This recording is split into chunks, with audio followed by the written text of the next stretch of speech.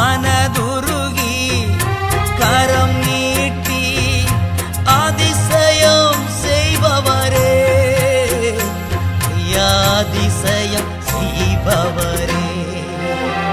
சித்தம் உண்டு சுத்தமாகு என்று சொல்லி சுகமாக்கினீ.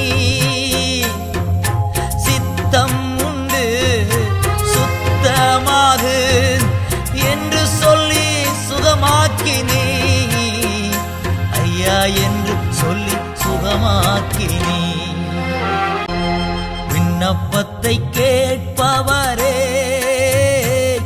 என் கண்ணீரை காண்பவரே,